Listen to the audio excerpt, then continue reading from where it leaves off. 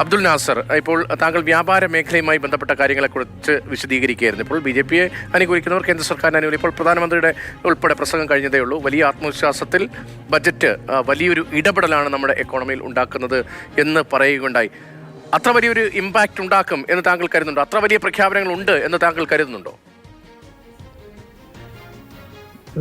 പ്രഖ്യാപനങ്ങൾ കൂടുതലായിട്ട് വന്നില്ലെങ്കിലും ഇപ്പോൾ കിട്ടിയിരിക്കുന്ന ഒരു വ്യാപാര മേഖലയ്ക്ക് ഉണർവ് പ്രതീക്ഷിക്കുന്ന ഒരു കാരണമാണ് ആദായ നികുതി സ്ലാബിന്റെ ഒരു പുതിയ സ്ലാബിന്റെ പരിഷ്കരണം വന്നിട്ട് അതിലൂടെ വിപണി ഉണരുമെന്നുള്ള പ്രതീക്ഷയാണ് വിപണിക്കുള്ളത്. അതുപോലെ തന്നെ കയറ്റുമതി വർദ്ധിപ്പിക്കാനുള്ള ഒരു നീക്കവും ഇതിനകത്ത് ഇപ്പോൾ പ്രഖ്യാപിച്ചിട്ടുണ്ട്. ഏകീകൃത ഒരു ഭാരത് ട്രേഡ് നെറ്റ് എന്നും പറഞ്ഞ് ഒരു ഡോക്യുമെന്റേഷൻ പ്രക്രിയകൾ വളരെ സുതാര്യമാക്കാനും ഏകജാലക സംവിധാനത്തിലൂടെ കയറ്റുമതിക്കാർക്ക് ഏകീകൃത ഡോക്യുമെന്റേഷൻ നടത്താനും ഒക്കെയുള്ള ഒരു നീക്കവും പ്രഖ്യാപിച്ചിട്ടുണ്ട്. ഇതിലൂടെ കയറ്റുമതി പ്രോത്സാഹിപ്പിക്കുന്നു.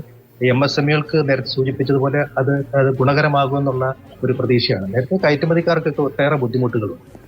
പ്രത്യേകിച്ച് സ്വർണം കയറ്റുമതി ചെയ്യുന്നവർക്ക് വലിയ കൂടുതൽ ബുദ്ധിമുട്ടുകളാണ് ഉണ്ടായിക്കൊണ്ടിരിക്കുന്നത്. അതിനെ ഏകീകരിക്കാനും ലഘൂകരിക്കാനുമുള്ള ഭാരത് ട്രേഡ് നെറ്റ് എന്നുള്ള ഒരു ഡിജിറ്റൽ പ്ലാറ്റ്ഫോം അവതരിപ്പിച്ചത് ഗുണകരമാകും എന്നുള്ള പ്രതീക്ഷയും ഈ മേഖല പങ്കുവെക്കുന്നുണ്ട്. അതുപോലെ തന്നെ നമ്മൾ ആവശ്യപ്പെട്ടിട്ടുള്ള പല കാര്യങ്ങളെയും ഗവൺമെന്റ് അഡ്രസ് ചെയ്തിട്ടില്ല. നമ്മൾ സ്വർണ്ണ വ്യാപാര മേഖല ഏതാണ്ട് 10 ലക്ഷം കോടിയുടെ ബിസിനസ് ഒരു വർഷം നടക്കുന്നതാണ്. അപ്പൊ നികുതി GST 3%.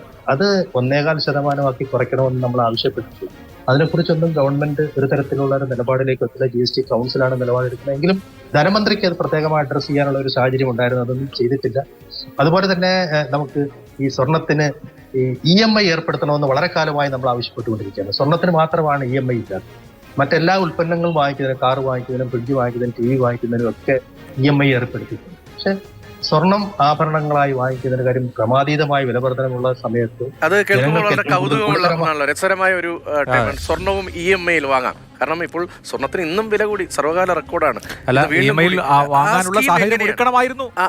ആ സ്കീം എങ്ങനെയാണ് നിങ്ങൾ മുന്നോട്ട് വെച്ചത്? എന്താണ് അതിനുള്ള തടസ്സം?